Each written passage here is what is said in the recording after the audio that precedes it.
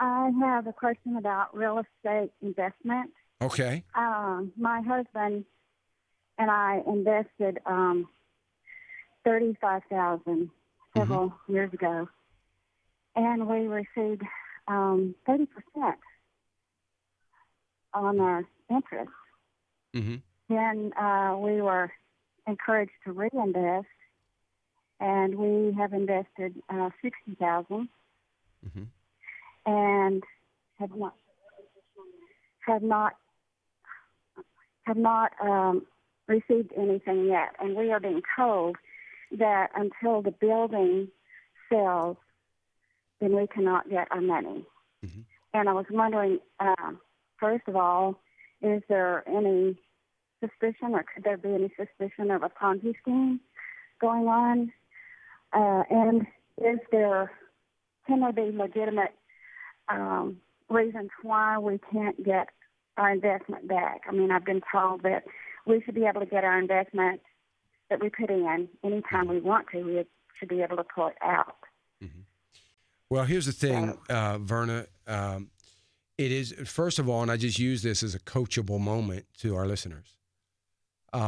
You have heard me say, so many of you have heard me say, when it comes to real estate investment trusts and when it comes to limited partnerships, particularly those limited partnerships in oil, gas, pipelines, and those kinds of things, if it's not publicly traded, if it's not a publicly traded REIT or a publicly traded limited partnership in some way, shape, or form, a simple rule of thumb is if you stay away from anything that's not publicly traded, you're probably never going to get in trouble.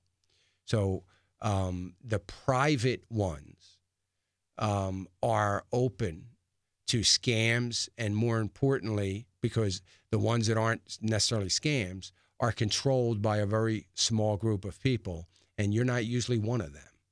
And there's opportunity for some great loss. So what Verna has just described to me is something that is very typical. I've heard for 25 years. I've heard that exact story over and over again.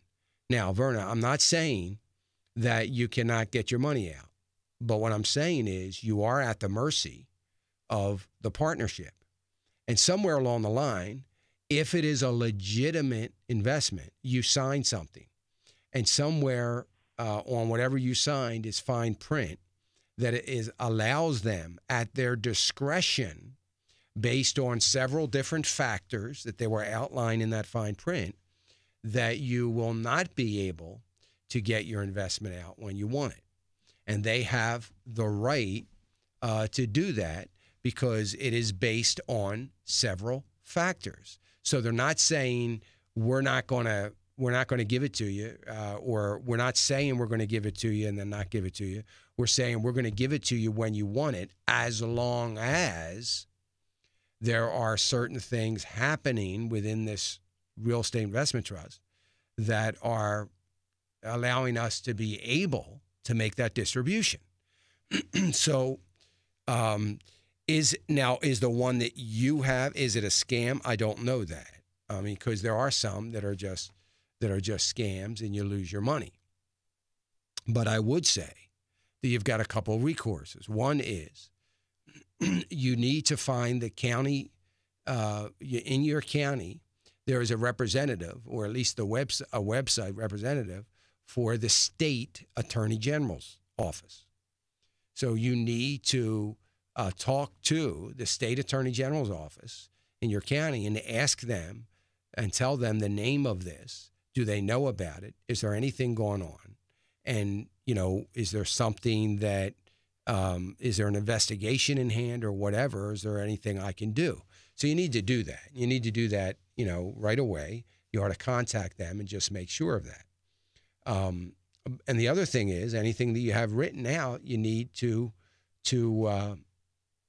read anything that you signed and try to understand it a little bit better. This may be a case where nothing wrong with the product as long as you understand the product. Now, chances are if you totally understood the product, you wouldn't have got it. You wouldn't have put money into it.